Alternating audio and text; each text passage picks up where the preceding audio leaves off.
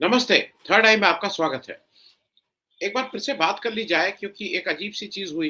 वो अजीब-सी चीज़ मैं इसलिए बोल रहा हूँ कि इलेक्शन कमीशन का एक आदेश कल आया है और वो आदेश किसी भी तरह से मतलब जो मैं समझता हूँ, वो हमारे लोकतंत्र को या इलेक्शन प्रोसेस को अ, मजबूत तो नहीं कर रहा है। ये बात मैं इसलिए कह रहा हूँ क्योंकि अ, इलेक्शन कमीशन ने कल कहा है कि जो सीसीटीवी फुटेज फुटेज होती हैं, वो अब 45 दिन बाद उसको डिस्ट्रॉय कर देंगे अगर कोई इलेक्शन पिटीशन नहीं आई तो।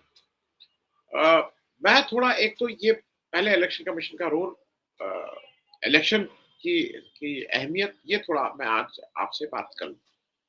देखिए जो हमारा संविधान है, जब देश आज़ाद हुआ, तो इस संविधान ने ये ताकत इस देश के आम आदमी को, चाहे वो बड़ा हो, चाहे छोटा हो, चाहे गरीब हो, चाहे अमीर हो, वो एक ताकत कॉमन दी और जिसकी वजह से हमारा लोकतंत्र पे इतनी आस्था है कि उसने लोकतंत्र में वोट का अधिकार सबको दे दिया। तो हमारे जो जो संविधान की सबसे बड़ी ताकत थी, उसने बराबरी से irrespective of caste, creed, colour, gender, उसने सबको वोट का अधिकार। अब वहाँ से ताकत शुरू होती है। अब जब जब इस संविधान की पहली सीढ़ी, पहला पायदान अगर लोकतंत्र की बात हम लोग करते हैं, तो उसका पहला पायदान है election. Election free and fair हो, इलेक्शन में निष्पक्षता हो, लेवल प्लेइंग फील्ड हो। हालाँकि ये बात लगातार जो भी सत्ता पक्ष में रहता है उसको कैसे अंडरमाइन करें, उसको कैसे उससे एडवांटेज लें, वो एक अलग बात है। लेकिन इलेक्शन कमीशन की स्थापना इस देश का संविधान करता है। 25 जनवरी 1950 में इलेक्शन कमीशन इस देश में स्थापित, 75 साल हो गए। 75 साल में क्या हम ये कह सकते हैं कि हमारा इलेक्शन प्रोसेस ज़्यादा ट्रांसपेरेंट हो गया है? क्या हम ये कह सकते हैं हमारा इलेक्शन प्रोसेस अब ऐसा है कि जिसमें हमें निष्पक्ष है, लेवल प्लेइंग फील्ड है, सरकारी जो जो भी सरकारी दल है, उसको एडवांटेज नहीं है? इलेक्शन कमीशन का मैं एक बता दूँ, जब ये शुरू हुआ था तो उसमें एक चीफ इलेक्शन कमीशन के का ही प्रावधान। 89 में इसमें ये हुआ कि नहीं, एक इलेक्शन कमीशन की जगह इसमें एक ग्रुप ऑफ वो रहेगा, इलेक्शन कमिश्नर्स रहेंगे, 3 लोग रहेंगे। लेकिन फिर ये 89 हुआ, 90 में जब वीपी सिंह साहब की सरकार आई तो उन्होंने फिर उसको वापस कर दिया कि नहीं, नहीं, नहीं, 3 नहीं रहेंगे, 1 ही रहेंगे। फिर एक एक इलेक्शन कमीशन आ गए। फिर 93 में ये चेंज होके प्रावधान बना, 1 नहीं 3 होंगे, ये सब चलता रहा। इसका एक बड़ा कारण ये भी था उसके बाद कि जब सेशन आए, तो पहली बार इलेक्शन कमीशन को लगा कि उसके पास दम है। पॉलिटिकल पार्टीज़ को थोड़ा ये लगने लगा कि एक कोई रेफरी आ गया है, जो उनके उन कारनामों को भी देखेगा कि जो वो सही ढंग से इलेक्शन कर रहे हैं कि लड़ रहे हैं कि नहीं लड़ रहे हैं। 89 में ही कानून पास हुआ जब पॉलिटिकल पार्टीज़ का रजिस्ट्रेशन, ये सब चीज़ें भी शुरू हुई। उससे पहले इस तरह से वो ऑर्गनाइज़ नहीं थी। मैं इतना बता दूँ क्योंकि मैं भुक्तभोगी हूँ। एक राष्ट्रीय पार्टी उस समय थी, उसका मैं जनरल सेक्रेटरी था। उस राष्ट्रीय पार्टी के लिए जब हम लोग अपने चुनाव चिन्ह के लिए प्लीड कर रहे थे, तो इलेक्शन कमीशन में as chief election commissioner Seshan ji के सामने, टीएन सेशन के सामने मैं भी हाज़िर हुआ हूँ और मेरे वकील उस समय, जो हम लोग वकील राजीव धवन साहब, उनको गोपाल जी उनको असिस्ट कर रहे हैं। इलेक्शन कमीशन में उसकी बाकायदा अदालत लगी। खौफ था, मतलब किसी भी पॉलिटिकल पार्टी में सेशन का खौफ था और वो सेशन जब उस कुर्सी पे बैठे थे, उनके पहले के और बाद के कृत्य को छोड़ दें, T N Seshan as election commissioner, chief election commissioner of India के ऊपर एक भी आरोप ऐसा नहीं है कि वो पार्टिसन थे। उन्होंने भेदभाव किया था या उन्होंने इधर से आँख मूंद दी थी, उधर से आँख को कर दी, ऐसा नहीं। तो इलेक्शन कमीशन के चीफ इलेक्शन कमीशन की उस मर्यादा को, इसमें कहीं कोई दो राय नहीं है कि टीएन सेशन ने एक नई दिशा दी। और टीएन सेशन ने ही उस समय एक कांसेप्ट लाए, वोटर्स आईडी। वोटर्स आईडी आज तक चल रहा है, फिर वोटर्स आईडी ठीक है, नहीं ठीक है, किस तरह से है, वो एक अलग है, लेकिन उस कांसेप्ट को लाने वाले टीएन सेशन। उसके बाद ये लगा कि नहीं, अगर एक एक चीफ इलेक्शन कमिश्नर बन जाता है और अगर वो कहीं बेकाबू हो गया, अगर वो टीएन सेशन जैसा नहीं रहा, अगर वो हाल के दिनों में, मैं तो नाम लेके कहूँ, अगर राजीव कुमार जैसा कोई चीफ इलेक्शन कमिश्नर एक है, तो उसको काबू में कैसे किया जाए? तो उसको काबू में करने के लिए ये हुआ कि भई एक 3 मेंबर इलेक्शन कमीशन बनेगा, जो सब इलेक्शन कमिश्नर्स कहलाएँगे, लेकिन उसमें एक चीफ इलेक्शन कमिश्नर, जो सबसे सीनियर, बाकी इलेक्शन कमिश्नर। ये प्रक्रिया चलती रही। इसमें मैं एक थोड़ी आपको एक इसलिए जानकारी दे दूँ कि वो समझना ज़रूरी है। अ, इनका टर्म 6 साल का होता है या 65 साल की उम्र, जो भी पहले हो जाए। अब इसमें एक लेकिन एक कैच और है। सीईसी जो है, chief election commissioner of India को हटाने की प्रक्रिया इम्पीचमेंट जैसी है। जैसे आप सुप्रीम कोर्ट के या हाई कोर्ट के जज को हटाने के लिए आपको लोकसभा जाना पड़ता है और वहाँ से उसी तरह से चीफ इलेक्शन कमिश्नर को हटाने की प्रक्रिया इम्पीचमेंट है संसद द्वारा। लेकिन जो इलेक्शन कमिश्नर हैं, उनको president of India on the recommendation of chief election commissioner हटा सकता है। तो कहना सिर्फ ये है कि सीईसी जो है वो बहुत ही सेफ उसमें है। अगर वो ईमानदारी से चाहे तो अपनी बातों को इम्प्लीमेंट कर सकता है, देश की का जो न्याय व्यवस्था उसको ट्रांसपेरेंट कर सकता है। लेकिन बाकी दो अगर उसकी धुन पे नहीं चलेंगे तो उनको हटाने का वो डिस्क्रिप्शन सीईसी के पास रहता है या कहीं सरकार के पास रहता है। तो ये बात मैंने आपको इसलिए कर दिया कि स्पष्ट हो जाए।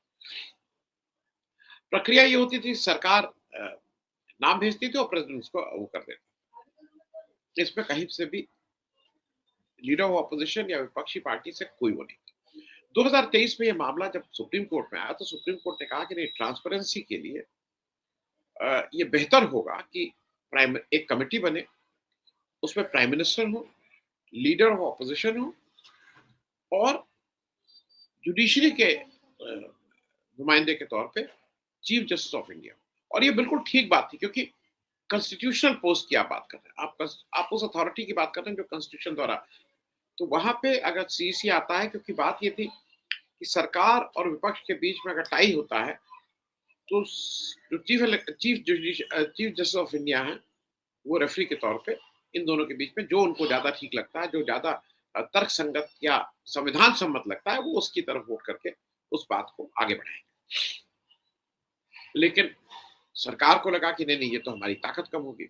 तो सरकार ने क्या किया कि सरकार ने पूरा कानूनी बदल और उस कानून में सरकार ने ये कहा कि नहीं, जो सीईसी को चुनने की इलेक्शन कमिश्नर्स को चुनने की प्रक्रिया है, उसमें प्राइम मिनिस्टर, एक कैबिनेट मंत्री प्रधानमंत्री द्वारा नामित और लीडर ऑफ अपोजिशन। तो वर्चुअली लीडर ऑफ अपोजिशन की अब कोई कोई रोल ही नहीं है क्योंकि दोनों लोग एक साथ हो जाते हैं। प्रधानमंत्री द्वारा नामित व्यक्ति रहता है उसकी कैबिनेट का सदस्य रहता है, तो उसका।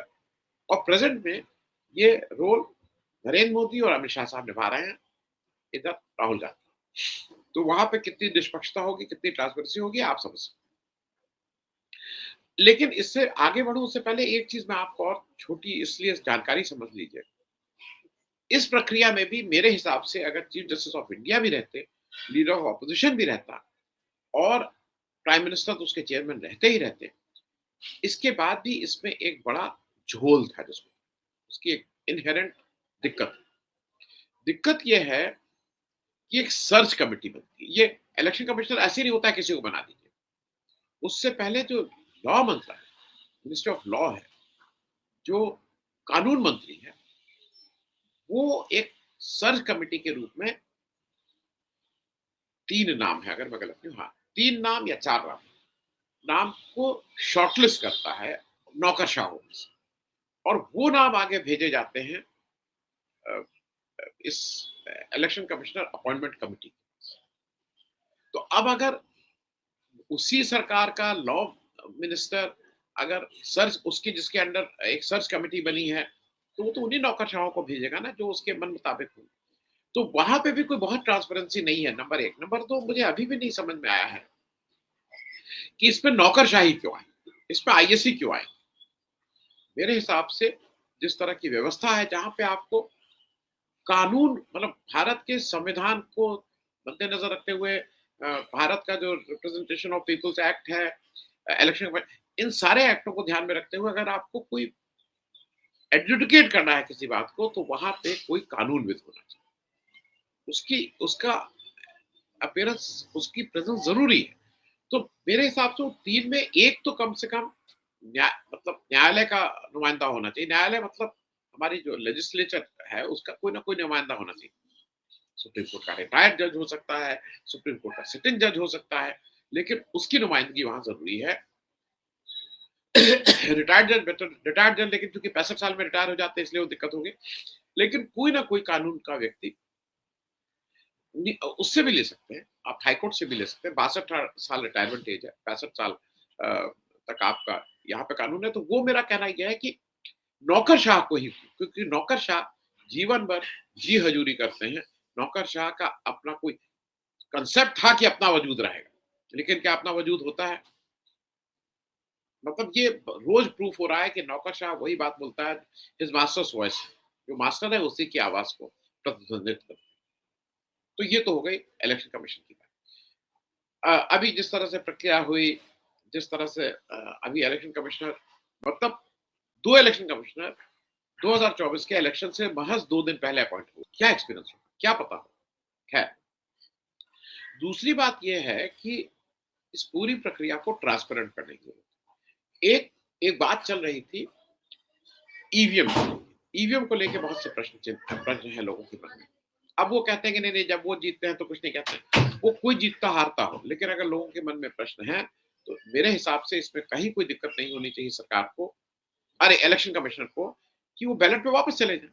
क्यों नहीं बैलेट पे वापस जा रहे? वो वीवीपैट और फलाना पैट और ये सब नहीं। बैलेट पे वापस जाना है, वापस जाएँ। टाइम बहुत लगता है, लगे। आप कौन-सा आप चीज़ टाइम से कर लेते हैं। आपको एक पुल बनाना होता है 2 साल में, आप बनाते हैं 15-10 साल में। आपको एक सड़क बनानी होती है 6 साल में, आप बनाते हैं 1 साल में। तो यहाँ टाइम, और मेरे हिसाब से जो पहली सीढ़ी है लोकतंत्र की, अगर उसी में आप टाइम और ये देखेंगे, और कोई ऐसा टाइम नहीं लगता। अरे अभी 1 दिन में करते हो, 4 दिन में करेंगे। ऐसा कौन सा टाइम टाइम लग रहा है? खैर, अब इस प्रक्रिया में राहुल गा अभी अभी इन्होंने क्या किया, ईवीएम को लेके बवाल चल ही रहा था, तब तक भाजपा ने एक नया टैक्टिस अपनाई। भाजपा अब क्या करती है कि वो फ्लोटिंग वोटर्स उसने इजाद कर लिए। वो वोटर्स एक स्टेट में वोटर बने, फिर जब दूसरी स्टेट में इलेक्शन हो रहा है तो वो वोटर वहां से वहां मूव कर जाते हैं और वहां पे वोटर बन जाते हैं। एक-एक घर पे, एक ही एड्रेस पे 45, 40, 50, 100 वोटर हैं। मैं उस डिटेल में नहीं आ रहा हूं। इस बात को महाराष्ट्र इलेक्शन में ठीक से पकड़ा गया और उसको राहुल गांधी ने पहले इलेक्शन कमीशन को लिखा। इलेक्शन कमीशन कोई जवाब नहीं दे रहा था। कांग्रेस पार्टी और राहुल गांधी और विपक्ष की एक ही डिमांड है, और बहुत सीधी सी डिमांड है कि साहब आपने लोकसभा इलेक्शन किया, उसकी वोटर लिस्ट दे दीजिए, क्योंकि विधानसभा और लोकसभा के इलेक्शन के बीच में आपने कोई 40 लाख के आसपास वोट बढ़ गए। जो वोटर 5 साल में बढ़े, वो केवल 3 महीने में बढ़ गए। तो आप हमें दोनों इलेक्शन का, और ये कोई नाजायज डिमांड नहीं है। केवल वोटर लिस्ट मांगी जा रही है बिटवीन विधानसभा और लोकसभा। अब आप उसमें जबरदस्ती के लिए कह रहे हैं नहीं उसमें भी होता। अगर एक देश की राष्ट्रीय पार्टियां अगर ये डिमांड कर रही तो दे दीजिए। इस पे कहां से क्या चीज आ रही है जो आप नहीं कर रहे? जब उन्होंने कहा वोटर लिस्ट दे दीजिए, कर दीजिए, तो और सीसीटीवी फुटेज की भी बात होने लगी कि शाम को लोग देखना चाह रहे थे। तो सरकार ने फिर कानून बदल दिया और कानून बदल के कहा नहीं नहीं नहीं नहीं नहीं, अब तो ये हम इफेक्टेड पार्टीज को देंगे इस तरह। उसमें महमूद पाचा साहब की पिटीशन थी, पंजाब हरियाणा कोर्ट में ऑर्डर हो गया था, उसके बाद सरकार ने उसको कानूनी बदल। अब सरकार को लग रहा है कि अब तो फंस गए। तो फंस गए हैं तो एक कानून फिर चेंज हुआ, और अब कानून ये चेंज हुआ कि भैया जो ये सीसीटीवी फुटेज वुटेज है ये 45 ही दिन तक रहेगी, उसके बाद ये डिस्ट्रॉय कर दी जाएगी। मेरे हिसाब से अगर 2 चीजें, पहली चीज ये तो होना ही नहीं चाहिए। क्यों डिस्ट्रॉय हो जाएगी? क्या इलेक्शन कमीशन ये इंश्योर कर सकता है कि 45 दिन जो भी उसके बीच में हो? गुजरात में 2 गुजरात का जो ये वाला विधानसभा नहीं, इससे पहले वाला जो विधानसभा हुआ था 2017 या 18 में, जहाँ पे बीजेपी 99 सीट जीती थी, कांग्रेस 77 सीट जीती थी, वहाँ पे 20 के आसपास election petition high court Bihar अब गुजरात हाई कोर्ट में पेंडिंग रही, 2 पे डिसीजन आया जिसमें बीजेपी के वो दोनों एमएलए के सदस्यता निरस्त की गई। सुप्रीम कोर्ट में आके उस पे स्टे लिया गया और जो निरस्त सदस्य थे हाई कोर्ट द्वारा, वो पूरे टाइम 5 साल मंत्री बने रहे और बाकी 17-18 पिटीशन पे कुछ काम ही नहीं किया। वो 5 साल ठंडे बस्ते में रही। तो ये ट्रांसपेरेंसी कहाँ है? आप कैसे कह सकते हैं इलेक्शन कमीशन कैसे कह सकता है कि होगा? मैं ये भी लॉजिक मान लेता कि अगला इलेक्शन हो जाए उसके बाद वो थ्योरेटिकल हो जाता है। लेकिन जब तक अगला इलेक्शन नहीं हो रहा है तब तक आप कैसे कर सकते हैं? नंबर 1। नंबर 2 एक बेईमानी और है।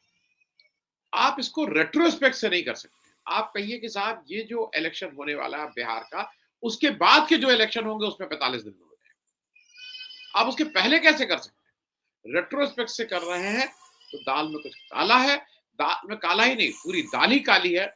और इस बार आप जब आपकी चोरी पकड़ा गई है, बिल्कुल क्लियर हो गया है उस राहुल गांधी के उस लेटर से कि इलेक्शन में हेरा-फेरी हुई है और उस हेरा-फेरी को अगर आप ढकने, छुपाने का काम कर रहे हैं तो you are also part of that हेरा-फेरी। इसके इससे आप बच नहीं सकते हैं। सरकार कोई भी आए, ये जो इलेक्शन कमीशन जिस तरह की बातें कर रहा है, जिस तरह के रूल्स चेंज कर रहा है कि एक विशेष पार्टी को उसका वो मिलता रहे। आप वक़्ती तौर पे अपने को ये मान कर सकते हैं कि आपने क्या बेवकूफ़ बनाया दूसरे को। जिस तर ये एक नहीं कई बार हुआ है। इस हिसाब से ये नहीं हुआ है, इस हिसाब से नहीं हुआ है। आप ये वक़्ती तौर पे तो अपनी पीठ थपथपा सकते हैं कि मैंने दूसरे को बेवकूफ़ बना लिया।